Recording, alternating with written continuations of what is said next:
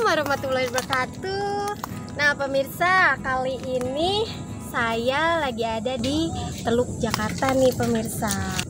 Kali ini saya mau ikut ke laut nih pemirsa, sama salah satu nelayan Teluk Jakarta. Tapi saya belum tahu nih nelayan ini mau cari apa di lautan. Kalau pengen tahu mereka cari apa, ikuti saya ya.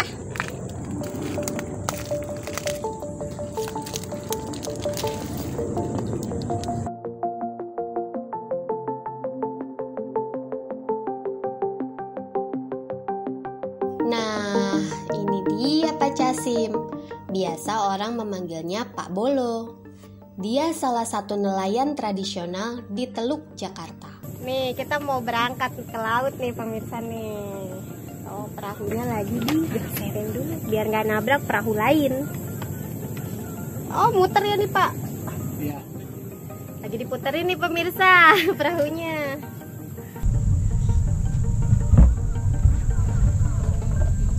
Jatuh, mending kita duduk ya. Cara menyalakan perahunya. Engkol mulai disela, lalu kita berangkat. Pak Bolo biasa berangkat melaut antara jam 8 malam sampai jam 7 pagi. Dan dia selalu sendiri untuk berangkat melaut nih pemirsa. Baru beberapa menit saja, suara mesin perahu ini sudah membisingkan telinga. Tapi tidak untuk Pak Bolo.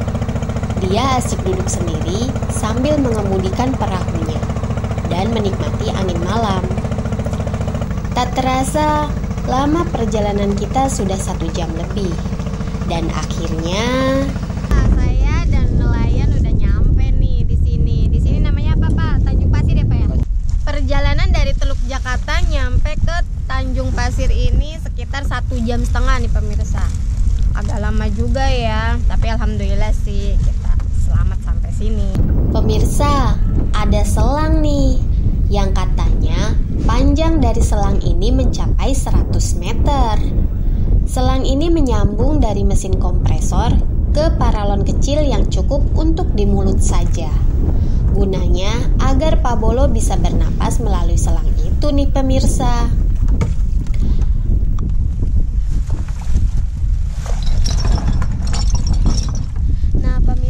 Pak Bolo ini lagi mempersiapkan penyelaman nih. Kita lihat aja prosesnya ya pemirsa ya. Waduh, teler ini. Itu apanya Pak Bolo? Senternya. Oh, pakai senter. Jadi yang disiapin selang, Kacamata. selang, senter, kacamata nih. Kacamata buat melindungi mata biar nggak perih kena air laut. Pakai helm nih. Wah, kostumnya keren ya pemirsa. Coba Pak Bolo lihat. Fish.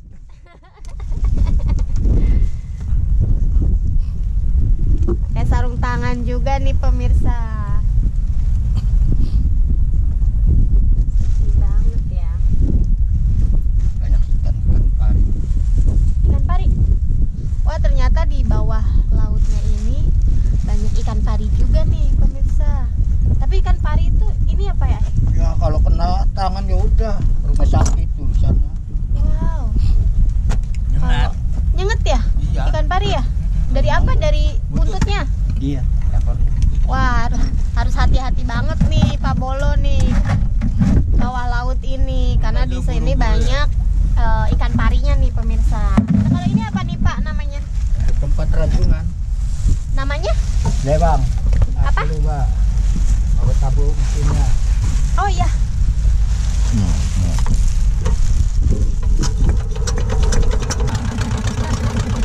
Jadi ini Pak Bolo nyalain mesin buat bensin oksigen nih pemirsa. Nggak sembarangan ya nyampe ke dasar lautnya.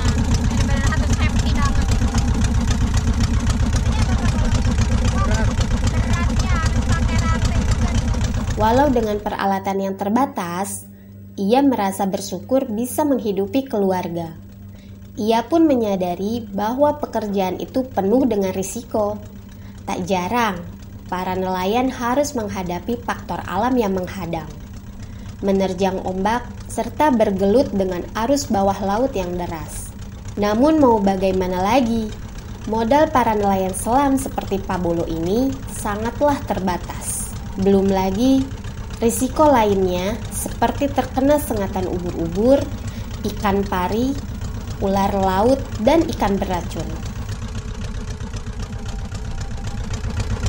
Nah, kita doakan ya pemirsa ya, biar dapatnya banyak di bawah dan Pak Bolo selamat lagi sampai perahu. Saya melihat Pak Bolo sangat semangat sekali nih pemirsa, karena harapannya yang akan dia ambil sudah ada di depan mata. Semoga saja mendapatkan hasil yang banyak. Sebesar semangatmu Pak Bolo. Nah, jadi pemirsa, saya di atas perahu ini lagi nunggu Pak Bolo nih. Nah, cara saya melihat Pak Bolo ada di dasar laut ini dari gelembung oksigen tadi ya yang dia pakai, sama dari selang yang ditandai dengan galon kosong nih pemirsa. Jadi saya tetap nunggu di sini sampai Pak Bolo datang. Dalam waktu 1 jam berselang, akhirnya tiba dari dasar lautan dengan membawa jaring yang berisi rajungan atau kepiting. Pak Bolo tampak kecewa karena pendapatannya sedikit.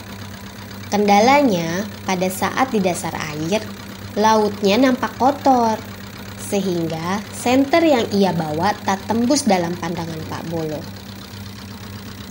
Selain itu, di dasar lautan banyaknya binatang ular laut dan ikan pari, sehingga Pak Bolo memutuskan untuk ke atas dan melanjutkan perjalanan yang kedua.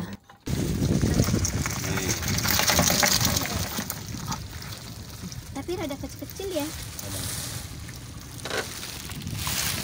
Nah pemirsa, hampir 1 jam nih saya nunggu Pak Bolo untuk naik ke atas perahu. Dan ini hasil tangkapan dari Pak Bolo nih. Ini namanya rajungan ya Pak Bolo ya? Rajungan. Maaf ya pemirsa, saya pakai ini karena angin lautnya, waduh, bikin saya agak-agak pusing sedikit. Nih, ini hasil tangkapannya karena masih kecil-kecil terus agak susah nih di lautan ininya. Jadi kalau mau cari yang agak banyak harus ke arah sana ya Pak ya? Pak, ada kendala nggak? Ada kendala nggak sih Pak di bawah? 6 kepas, ada yang 9 kepas. Kalau 9 kepas kan berapa meter? 15 meter lebih kan? 15 meter lebih. 15 meter. Itu kesulitannya ada nggak sih Pak yang kalau ngambil rajungan di bawah?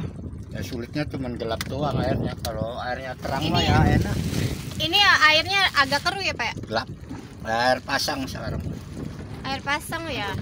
Jadi pemirsa, airnya itu agak keruh. Jadi Pak Bolo ini karena ada kesulitan nih, agak kesulitan untuk mengambil rajungan ini di dasar laut. Jadi hasil tangkapannya ya berkurang. Kurang banyak. Kurang banyak. Tapi ukurannya agak kecil ya Pak Bolo Ya, ya. sekarang mau nyari lagi lokasi. Yo. Pindah. Nah pemirsa, kata Pak Bolo kita cari yang agak banyak nih rajungannya. Jadi kita pindah lokasi, dari sini kita agak jauhan lagi sedikit. Yuk kita ikut yuk. Start lagi Pak Bolo. Iya. Menurut Kepala Badan Riset dan SDM KKP Julfikar Muhtar menyatakan, penggunaan mesin kompresor sebagai alat bantu pernapasan oleh para nelayan penyelam tidak dibenarkan. Cara ini bisa mengakibatkan efek negatif bagi nelayan penyelam, seperti lumpuh, tuli, hingga meninggal dunia. Seandainya mereka mau datang ke Muara Angke ini untuk menukarkan mesin kompresor dengan alat yang tidak memberatkan para nelayan, mungkin itu akan terdengar indah, karena kesejahteraan nelayan menjadi hal yang wajib untuk diperhatikan oleh pihak kementerian. Berjarak 1 kilo, perahu Pak Bolo terhenti. Jangkar dia turunkan dan kembali mengenakan alat selam, sarung tangan karet, mengikat rantai sebagai pemberat, menutup kepala, mengenakan kacamata selam, mesin kompresor, mengikat jaring, memasang pipa yang dia gunakan sebagai pernapasan di mulut,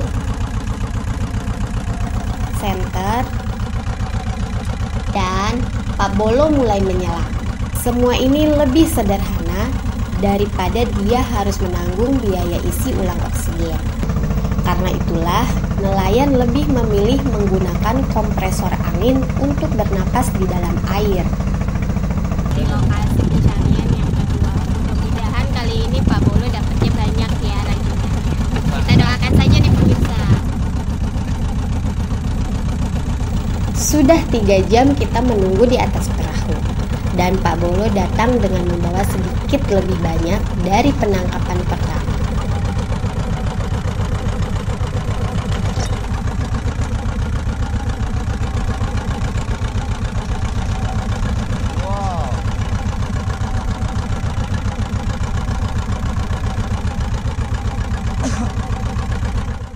Nah, pemirsa, ini hasil tangkapan dari lokasi yang kedua nih. Ini pencarian dari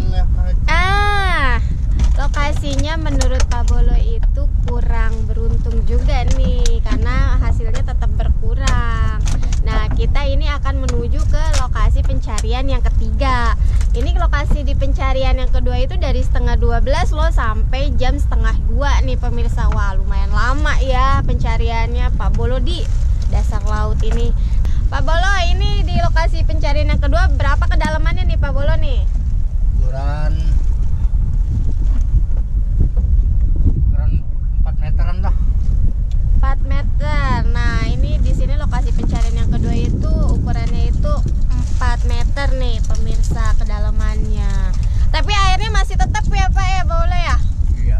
Tetap airnya tetap keruh nih di lokasi pencarian yang kedua. Tapi di sini berbedanya itu Pak Bolo itu dapat kerang nih. Nih, bedanya itu dia dapat tambahan kerangnya, namanya kerang kampak nih pemirsa. Tuh. Kenapa disebut kerang kampak? Karena dia bentuknya lebar seperti kampak tuh. Dari sininya kecil ujungnya nih. Ya, di sininya lebar tuh. Tapi hanya dapat beberapa aja nih pemirsa. Tapi alhamdulillah sih nggak seperti tadi di lokasi pencarian yang pertama nih.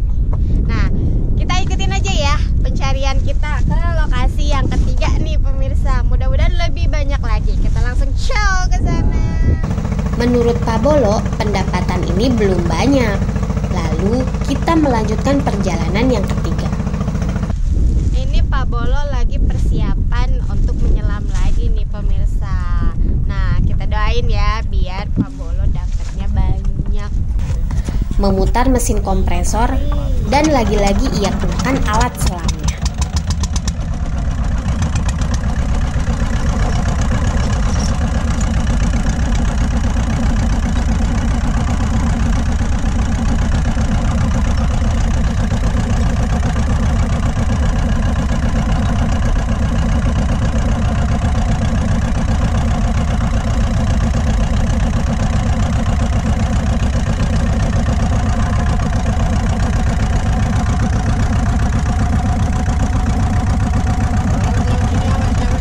Iya Pak Bolo.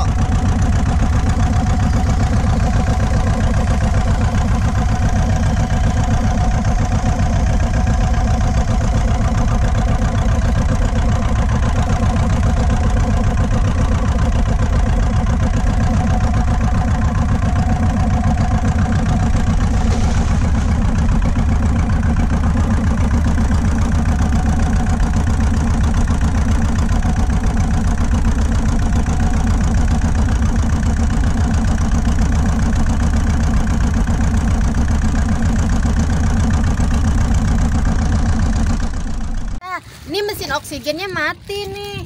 Aduh, Pak Bolonya harus berenang dari sana ke sini nih Kak, atas perahu. Wah, ngeri juga ya perjuangan Pak Bolo ini sampai oksigennya mati begitu. Aduh, ngeri juga saya.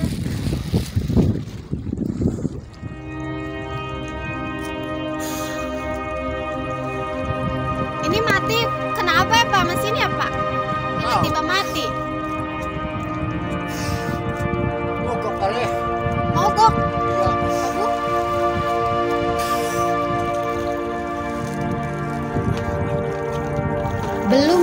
jarak ia menyelam, tiba-tiba mesin kompresor terhenti. Lalu Pak Bolo kembali dan memeriksa mesin itu. Tahu tiba-tiba mati.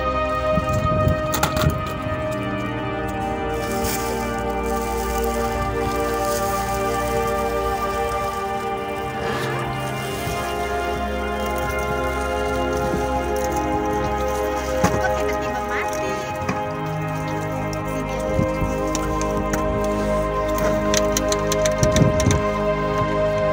Kenapa Pak mati ini?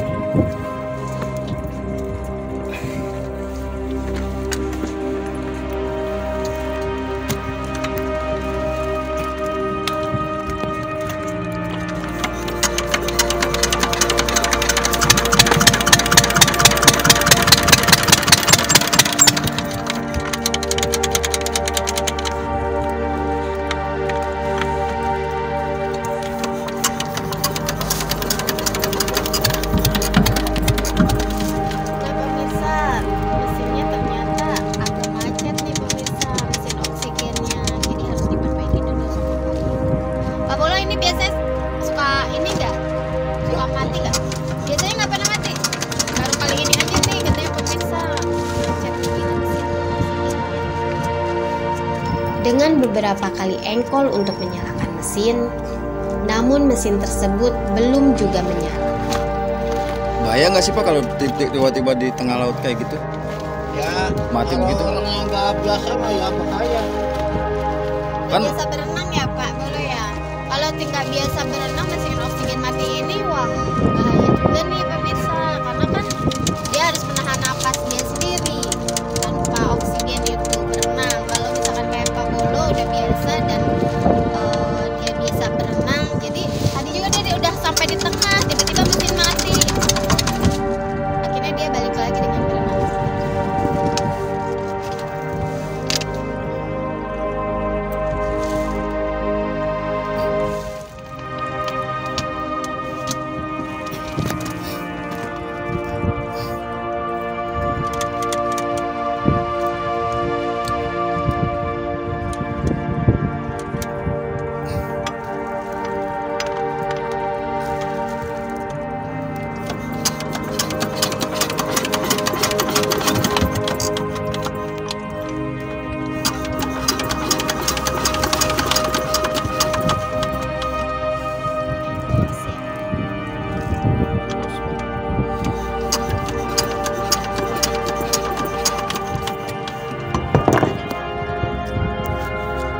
Jelas Pak.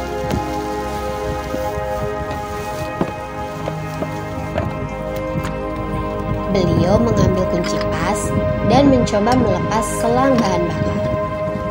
Karena takutnya selang bahan bakar ini tak masuk ke dalam mesin. Lampu nggak terlalu Kelihatan Pak?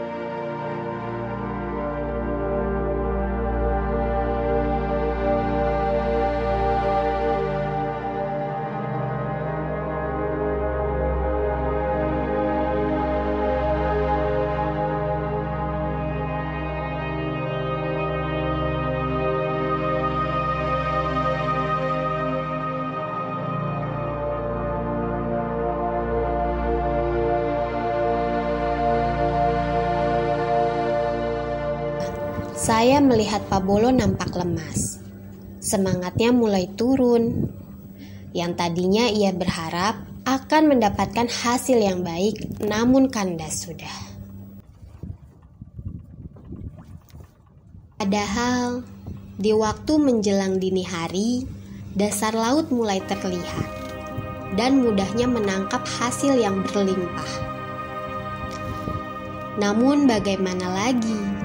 Kompresor yang menjadi andalan dia untuk bernapas di dasar laut telah mati.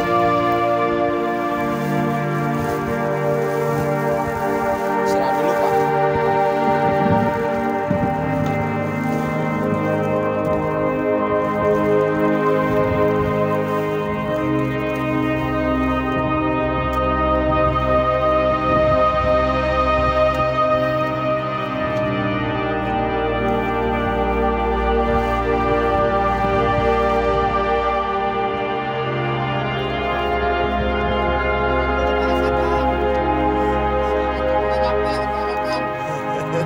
Mau pulang ke mau nginep. Jadi gimana nih Pak Bolo? Kita pulang aja nih. Iya, mau pulang ke mau nginep. Lebih baik pulang kayaknya kalau memang benar. kondisinya tidak memungkinkan. Nah, jadi pemirsa, Pak Bolo dan semua tim terpaksa pulang nih karena memang mesin oksigennya itu macet, tidak bisa digunakan, kondisinya tidak memungkinkan nih untuk menyelam lagi ke dasar laut. Jadi mau tidak mau ya harus diperbaiki dulu dan kita sudahi untuk penyelaman malam ini. Pendapatan baru. Pendapatan ya. Nah, padahal pendapatannya baru sedikit nih pemirsa, baru ada sekitar 4 kilo.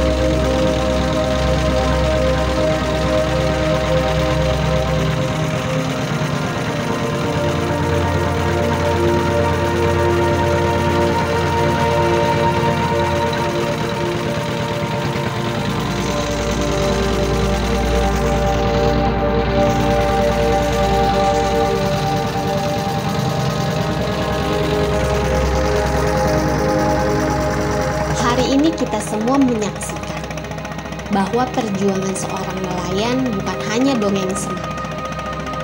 Profesi yang tiap harinya bertaruh nyawa adalah seorang nelayan. Tak salah apabila nelayan adalah pahlawan gizi. Karena kandungan gizi dari hasil laut itu sangatlah